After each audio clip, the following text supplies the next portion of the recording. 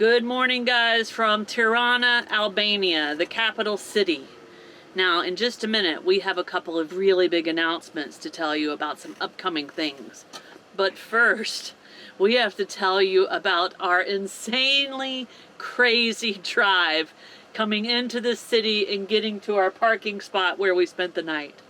Now, first, Curt did some amazing driving. As always, he is our go-to driver in the cities because I stress out. How was it driving into this city, Curt? It was tight and narrow, and I was able to manage snow just fine through the process.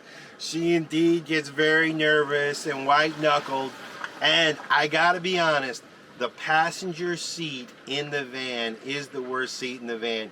You don't have a steering wheel, you don't have a brakes.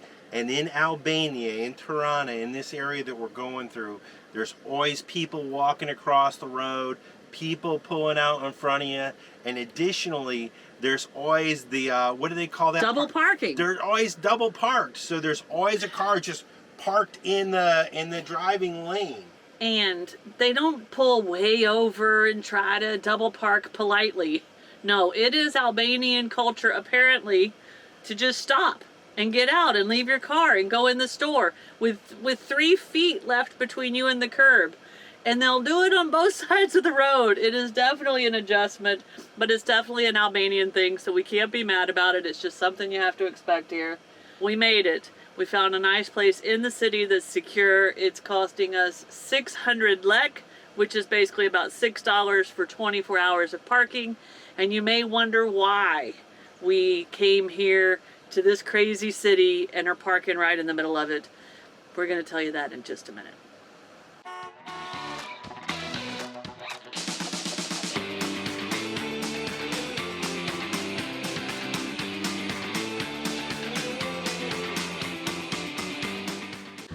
All right, the first big announcement is in 1 week, actually a little bit less than 1 week, I will be flying home to Florida to visit family. Now, I've got 2 things going on at home. Snow's leaving me. I'm leaving Curt. I got 2 things going on at home. One, my nephew had a baby a few weeks ago. That makes my second great nephew.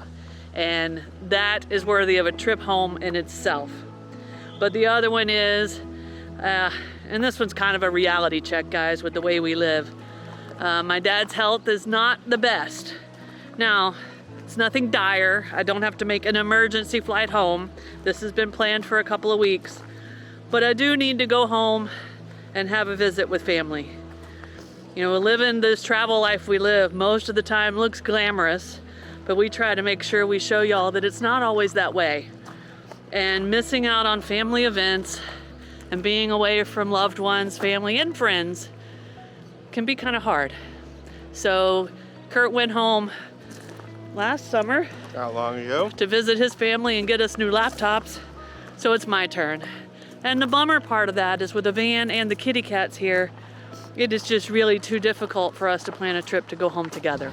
So Curt will be staying behind. So I'm excited to go home, but I'm also anxious because it is a long flight and doing all that by myself and getting all the ducks in a row and all that. So there's a lot of feelings and emotions involved in that one. And a lot of logistics. A lot of logistics. The second announcement, that one brings up a lot more emotions, guys. We are at the American Hospital in Tirana, Albania. Now, this is a planned visit. I get a lot of questions about how I deal with my medical stuff on the road. Well, we waited till the very last minute in Buenos Aires and had my 6-month checkup there. I stocked up on 6 months worth of prescription so we could have plenty of time to deal with it once we got over here and got settled. Well, it's time. It's time, guys. It is time for my 6-month cardio checkup and renewing prescriptions. That means echocardiogram, stress test, blood work, the whole 9 yards. And this is where we've decided to do that. So I'm nervous. Of course, I want my, for those that know heart stuff, my ejection fraction, my EF number to go up. But all the doctors always say, as long as you feel good, that's what you have to focus on. but I want that number to go up, and we'll find that out over the next week, hopefully. And I need to know my kidneys are still dealing with all this blood work. So we've been having a lot of fun, and you're able to put the seriousness of heart failure behind you when you're out hiking and walking through all these amazing cities. But when it comes time to deal with something like this, it all comes flooding back. Well, especially challenging is we're in yet another country, and so navigating the medical system in another country, another language, you know, we've had great success in Latin America, in both Nicaragua, Colombia, and Argentina, but this is something new. Yeah, it's all new. But with that, we want to take a minute and thank BetterHelp for being the sponsor of this video.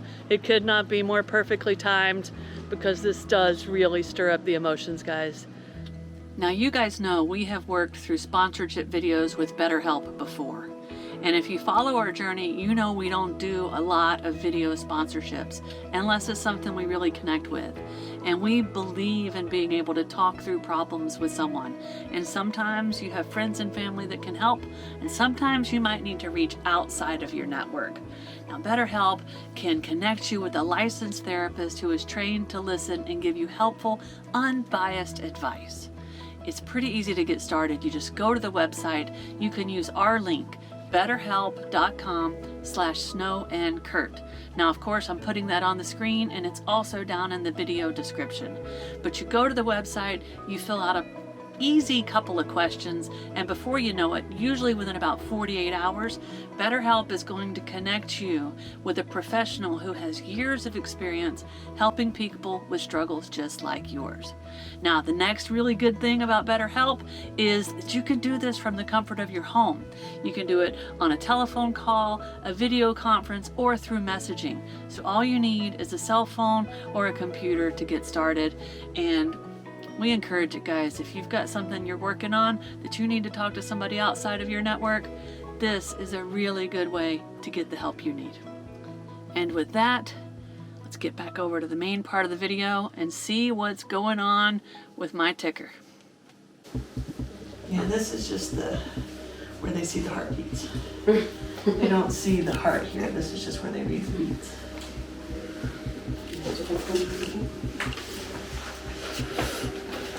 Just a little bit of one. Yeah. Thank you. How are y'all today? Good? No English? Little poco English? Little English? Well, thank you. You're welcome. All right, now I have not been the one who has gone through these entire experiences personally. However, I have been there the entire way. I've been in the offices, I have listened to the doctors, I have seen the test results, I have paid the bills. Yes. I have been involved in this whole entire process, and I just wanted to give you my opinion after the visit and before Snow gives hers. I will say that we got in there very quickly. They were very efficient. It was a very simple process. The doctor was right on par with everything that we've learned over the years, and we got out relatively quickly. He was one-stop shop, and the bill was very reasonably priced. So here's some major differences. I thought I was going in just for a consultation. It turns out I went in for a consultation that included an EKG and an echocardiogram performed by my main cardiologist doctor. That is unusual. That was unusual for Argentina and for the States. I went in for the appointment and literally got almost all of my work done. And I could have, if I wouldn't have eaten my cup of oatmeal this morning, could have got my blood work done right here, but we have to return in the morning for that. But what you need to know is I just got an EKG, an echocardiogram, a 30-minute Consultation. pretty intense consultation with a cardiologist for $70 US. And it took about 40 minutes. And that blows my mind. So in the morning we'll come back and get the lab work, and I feel good, so I'm not too worried about how that's going to turn out. He wrote me prescriptions. He said I'll be able to get 6 months worth of that medicine here. but he has told me he would like me to try alternating every other day with my diuretic to take some pressure off my kidneys, so we're gonna test that. So it was a very interactive visit, and I'm pleased and surprised that it went so fast and so smooth. Maybe I shouldn't be, but I am. Now, one thing that happened is, obviously we're in another country where they speak another language. However, the doctor did speak a little bit of English, and he spoke Italian. And when there was a bit of a communication, specifically with the medical jargon, he brought somebody else in as a translator, and the communication flow was very easy and good. It was a very smooth process. Now, the results for the heart people out there that know what this means, my echocardiogram showed my ejection fraction is still right there at 30 to 35. It has not changed in a year. So I'm happy with that because I feel good, and I've always been told not to focus on the numbers. If you are not a person that understands heart failure stuff, I don't want to confuse you, but what you need to know is if you've got a good heart, yours probably is about 60. So my heart strength pumps about half as good as a normal one, but it does pretty good, and we're out here seeing the world. So I am happy, I am pleased. All that's left to do is make sure my kidneys are good, which I know they are. Let's go have some lunch, guys. That went incredibly smooth. Still ticking. So, you guys probably already know we came in yesterday morning to assess the situation, and it turns out there's parking here. So we were able to park here overnight, and this is actually kind of the sort of official hospital parking lot. But look at all the olive trees above us. And this medical facility is pretty big and pretty sprawling. So if you're wondering in terms of how modern it is by US standards or by Argentina standards or other standards, I mean, it's pretty on par. I mean, we don't really have, it wasn't like open air hospitals or anything like that, right, Snow? Yeah, no, it was, it's modern. Everything was smooth and the technology was there. I mean, they apparently in each of the cardiologists, because there's like 5 cardiologists there in that floor we were on, each of them have their own echo machine in their office, and they just do it right there. That's so efficient. Huge. So Curt did a little research and found us a local traditional fast food restaurant about a 5-minute walk from the van and the hospital. It is called Domi's Food, and there's 2 different ordering stations. Curt ordered inside. What'd you get, Curt? I got some rice, pilaf, some baked chicken, and they had some sausages there, and I had to try the local sausage. I mean, go figure. Hey, Curt does love a sausage. All right, I ordered at the outside stand, which seems a little bit more fast foody. I got a bunch of this yummy tzatziki sauce, a few french fries, some of this pork cut right off the thing that cooks it standing up there, some sliced up pitas, and I promise, hidden under here is a salad. So let's dive into some local, traditional fast food. Rice pilaf. Try the chicken. Falls off the bone.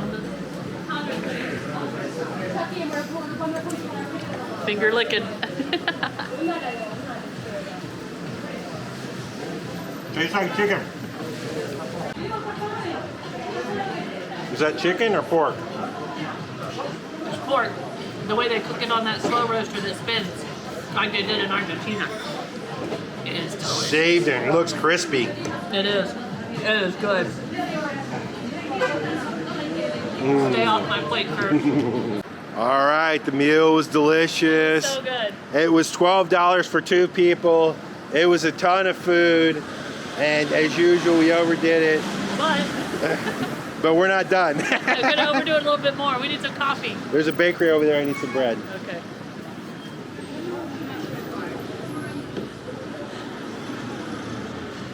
A little side note, guys.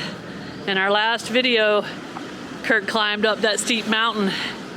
His calves are knotted up. They are screaming in pain. They have been for like 2 days now. I'm dying. It wasn't the uphill, it was the downhill. It got him good. The stairs are killing him now, guys. So you've got the main heart update, but we're waiting still on the blood test results that we'll get tomorrow, and of course we'll fill you in on all of that. And then we'll have to go through the process of how to get prescriptions filled here in Albania. We'll be doing that tomorrow too, once we know all my blood work comes back okay and none of my medications need to be adjusted.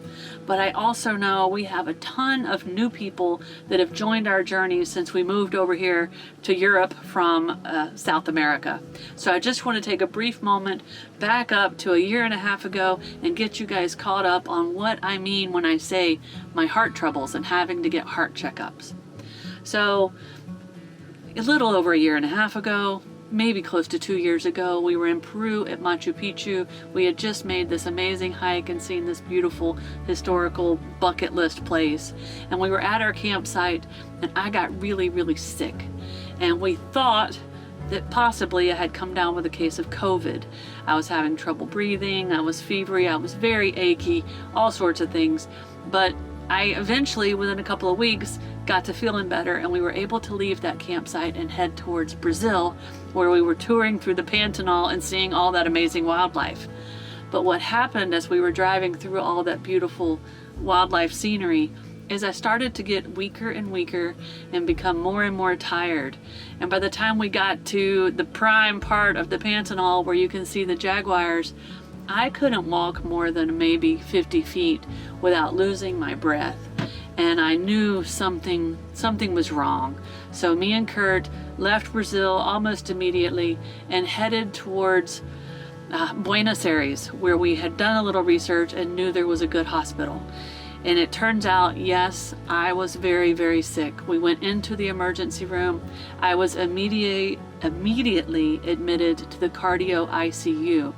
Apparently, we think back at the Machu Picchu campsite, I had actually had a heart attack and survived that without knowing, but it had damaged my heart pretty bad. And I just couldn't keep up. That's why I continued to get sicker and sicker. I was in the intensive ICU cardio unit there in Buenos Aires for 3 or 4 days. I had emergency stents installed and a lot of work on my heart, and that's where I was diagnosed with heart failure with some pretty devastating stats. I won't go into all that, but you guys need to know that I was pretty close to not being with us anymore. We flew home to the United States, we got second opinions, everything matched up. We chose, for our own personal reasons, to fly back to Buenos Aires and have my follow-up procedures done there. I went back into the hospital, had 2 more stents installed, and had a defibrillator implanted into my chest here. So you know those little things that'll shock you and bring you back to life that hang on the walls in airports and stuff? I have one that actually lives inside of me. So if my heart decides to stop, I'm going to crank back up, or at least that's the plan. Now, with exercise and diet and a ton of medication, we have gotten a lot of strength back in my heart. But this is something that I will deal with for the rest of my life. My heart will likely never get back to full strength, and I will likely take medication forever. And just so you're aware, right now I take 7 medications, and it looks like I'm probably going to have an 8th medication added in, but we'll deal with that discussion when we go to the pharmacy tomorrow and figure out how in the world you get medicine in Albania. It's going to be a whole new challenge. But over the past year and a half, we've continued to stay active, and it's not like I have to get up and go to a gym and walk on a treadmill or try to walk upstairs, because we are fortunate to be surrounded by so much beauty on this. So I was gaining my strength back as we were hiking through Patagonia and the island of Chiloé over in Chile, and climbing volcanoes and going to hot springs. So I've been really fortunate that it has been easy for me to stay active, but that is a requirement for me to maintain my health. I have to keep moving. If we stop for 3 or 4 days, I can feel it. I get tired and I can feel my health deteriorating quickly. So you will see us walking and eating somewhat healthy. Now I would say we're on a 85 to 90% good eating regimen. You guys always on the videos seem to see when we go out and indulge and have something that's not great, but you need to know that most of the time we eat in the van and we're sticking to heart healthy food.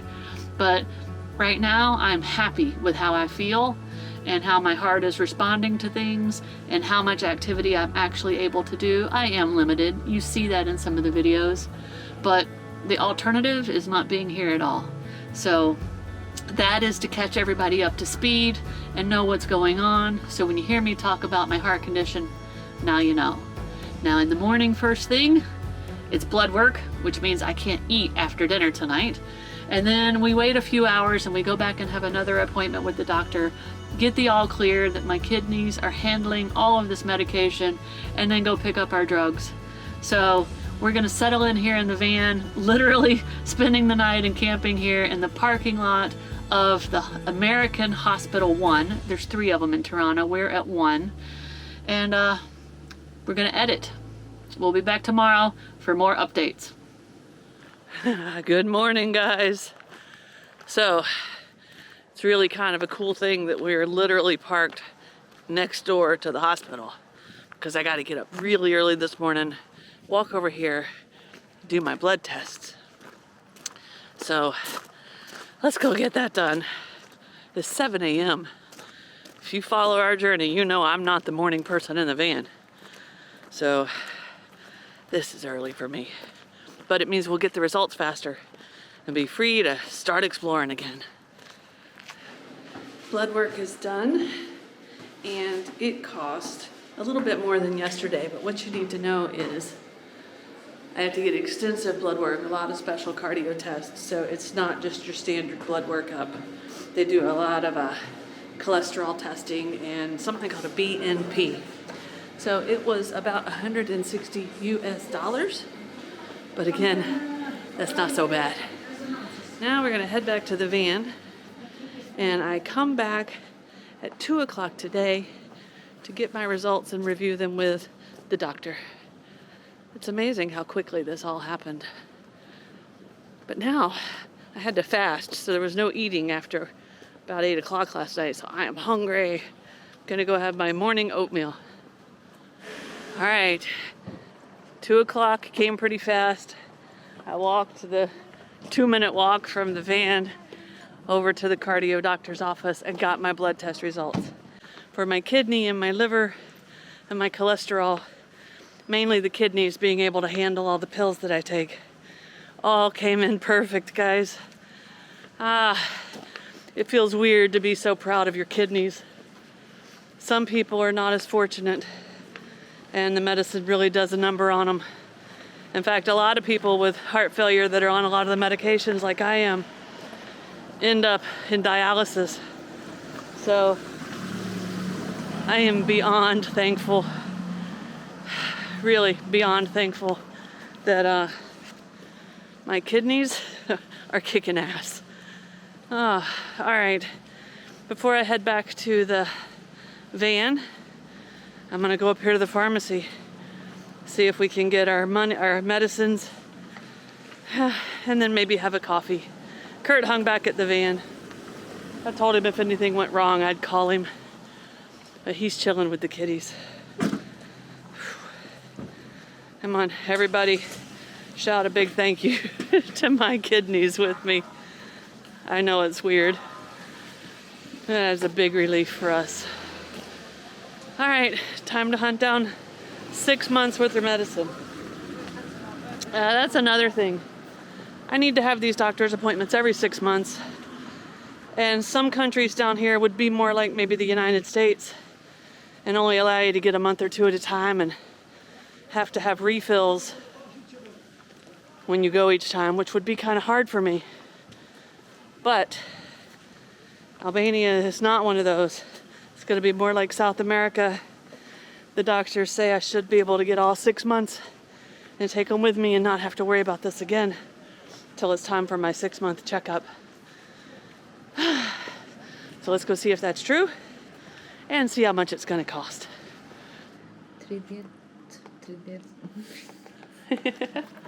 Okay, I've got it. Can I Before the breakfast. before the breakfast. So these two ladies have helped me out tremendously, explaining when, how, and where to take all of these medicines. They're the same medicines I'm used to taking, but guys, they have very different names. So I'm having to learn, and they've been super nice. All right, we were able to get almost all of our medicine here.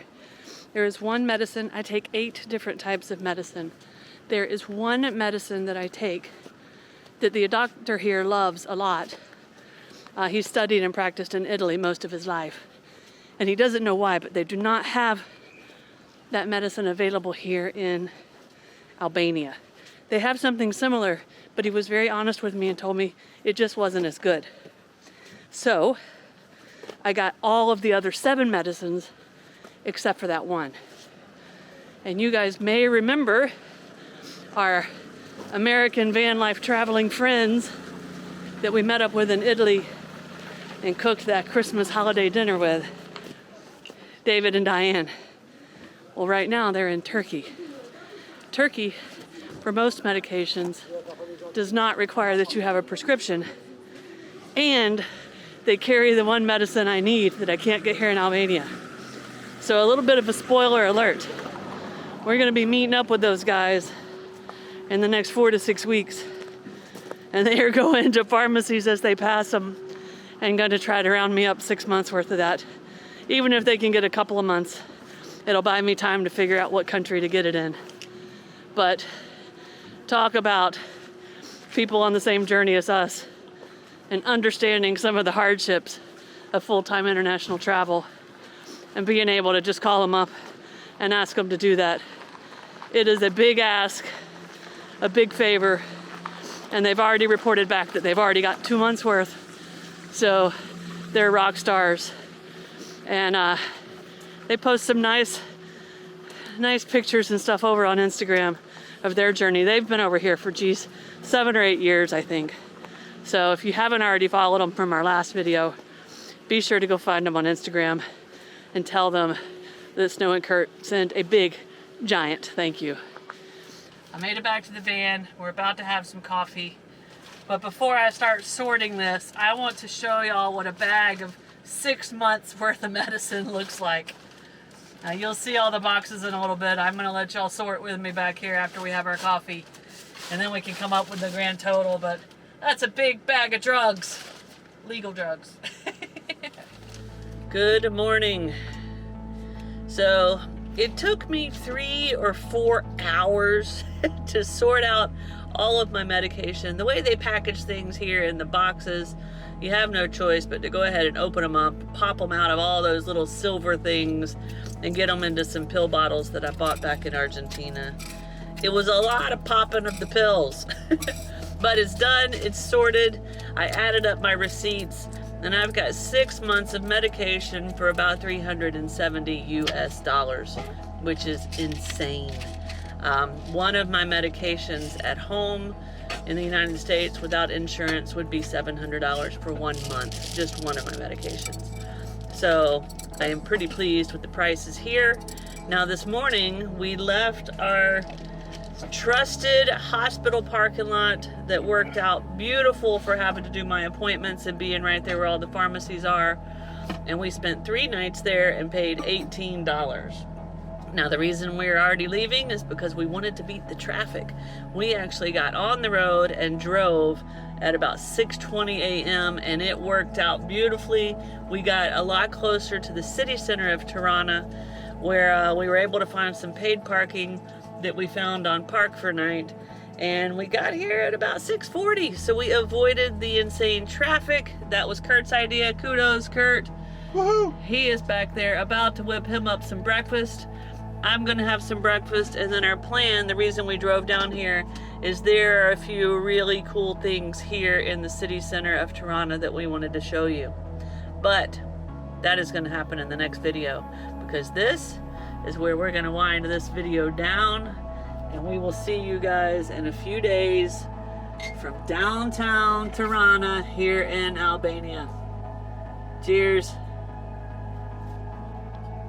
If you liked this video, be sure to subscribe to our channel and hit that notification bell so you guys know when we put out new videos. And don't forget, you can always follow us over on Instagram to see what's going on in between videos. Cheers, guys.